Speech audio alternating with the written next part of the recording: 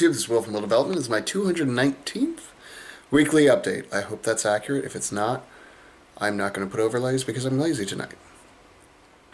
All that being said, I know I wished everybody a happy Thanksgiving last week. I think that was last week. I believe it was. It's been a really long week for me. I took the entire week off of work last week. Week. Just to see if you're paying attention. And this first week back has just been playing catch up for the first 2 days, and then it's just been like non-stop. Every day at work. Training actually went pretty alright. Be sure to subscribe so you can see how training did go on my 2 video, which I'll be releasing on Wednesday. Or check out my Instagram at Will Development to see the videos from the training this week. Deadlifts at the beginning of the week went better than they did yesterday. But everything was sort of diminishing this week as time went on. Part of it was some issues getting enough food a couple of those days in a row. It was just one of those things. I thought I had packed enough food, but I was wrong. And the other ones were just getting burned out from work. But, you know, it's no excuse. I still got the work in. I still got what I wanted to get done. And the main thing I'm working on right now is slowly reintroducing heavier deadlifts into my life because my back is actually starting to feel a lot better. It's one of those things. I just sort of woke up one day and it just sort of didn't hurt anymore, which is awesome. I was actually able to go up to a 350 squat on my own just the other, Monday, I think, which is exciting for me. I mean, I'm a 420-pound squatter, but ever since that back injury, it's just, you know, putting anything over 270 was just killing me. It was just so much pain. It was just, you know, I was just fighting to make it not hurt or just get through the rep as cleanly as, you know, possible. And, you know, now I'm you know, slowly reintroducing sort of sets going up to 335, touching that a little bit, and I went up to just 350. I said, fuck it, I'm just going to give it a shot. Originally I was just going to do 45 because I was able to do 2 reps at 315 and they actually felt pretty decent. And so I said, let me try 345, just jumped straight up. And I said, yeah, fuck it, 350. Put 350 on and managed to finish it out. It was ugly as shit, but I managed to finish it out. So it's a slow process of me just reintroducing heavier squats back into my life with as good a form as I can manage. I'm going to do everything in my power to prevent myself from hurting myself again. I don't blame the squats. I blame myself for using improper form and for getting overzealous. I mean, that's all there was to it. And that's honestly how I think most injuries happen. Don't get me wrong, there's definitely, you know, those just unintended consequences, you know, especially in, let's say, a sport like strongman, where there's a lot of sort of extraneous circumstances. I mean, there's only so much control you can have over something like a yoke on your back. Yeah, you can control the bitch pretty well, or, you know, probably more likely is something like a stone. I mean, you know, you can have strong biceps, but, you know, the thing could just pop someday. It just, you know, it just sort of happens. It happens in every sport, but, you know, I'm more familiar with knowing people have gotten injured in strongman. 9 times out of 10, it is just because of sort of overzealousness. You know, people are in a comp, and it's like, I want to win / do the best I can, and they end up, you know, rounding their back in a deadlift, or sort of pushing through certain pain that they shouldn't push through necessarily, but that's sort of the nature of the beast a lot of times.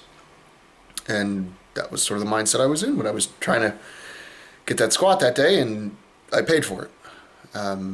It's been, luckily, not a lot of time. I mean, we're talking maybe 2 months of recovery time, give or take, and I've still managed to just take the opportunity to just work on form in other places. Speaking of, my pressing has been going pretty good. My actual overhead press is what I'm talking about specifically. Again, bench is slowly working its way towards more of an accessory movement to my press. And right now I said, you know what, I'm hitting kind of a wall with my strict press, and I think part of the reason is because I've gotten sort of lazy with my form. I was getting to the point where just holding the bar like right at chin level, and I was sort of accepting that as, yeah, that's good, and sort of rebounding the reps as I was doing them when I would do rep work. And it's like, necessarily there's nothing wrong with it, but if I can increase the range of motion, and I can, why not? Because if I can push from below the chin, like right from my collarbone, if I can strict press 330, 135 from there for 5, that's going to translate to, 150 from here, to 5 probably, in theory, especially if I dead stop every rep. It's sort of like on a deadlift, versus bouncing it versus dead stopping every reps. It's even same thing on bench, except the opposite. Sort of, if you can touch and go 225 for 10, odds are you could pause, maybe 265. You know what I mean? Versus dead stopping everything. There's nothing wrong with training each sort of movement, but it's one of those things where, what are you going to have to do on the day that you need to perform? And, for me, I'd rather make training harder than the actual comp. So in strongman, a lot of times when there's rep work, you don't have to dead stop every rep on a deadlift. You can just bounce it on every rep if you really wanted to. Well, it's like in the gym, I might as well practice going from a dead stop every time. That way, when I get into the comp, maybe leading up a couple weeks, I train sort of touch and going it. Because in the comp, then touch go is going to be nothing, because I've been training it with dead every time. And it's sort of my same idea with the overhead press, whereas, if I train starting from my collarbone with a barbell, with a log, it's usually somewhere around here. On me, it's about where my mouth is. The handle starts. So if I have the power to strict press X weight from a longer range of motion, when I shorten that range, I'll be stronger. Especially if it's for reps, then I can, use the rebound. That's something I never really had to train on press. It's just come naturally. Not like the squat, where I did have to train using that bounce out of the bottom. Same thing with deadlifts. I'm not good with bouncing them either. I'm better when I stop and reset. And I honestly think it's a better way to train deadlifts personally. But that's neither here nor there. I feel like I've been rambling on. I didn't actually start a timer for this particular video, so hopefully I've been mildly entertaining and not too, rambly, if that's a word I can use. In any case, I'm going to check out Florida's Strongest Man tomorrow. I think this is my 3rd or 4th year in a row seeing it now. I feel like I haven't missed a year in about 4 years. It's a great show down in Davenport.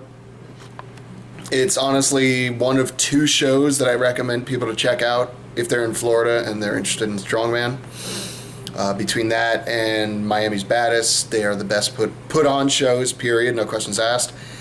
And it's my understanding that this year they're actually offering some cash prizes for the winners of the weight classes, which is just like nosebleed excitement for me, because that's been one of my biggest gripes in strongman, that there's very limited money for the athletes, and usually you're not getting cash prizes till you're almost at, top 30 in the world of, various weight classes. And I've always said, how are you going to be state champ and not even win any money off of it? It's a little silly, don't you think?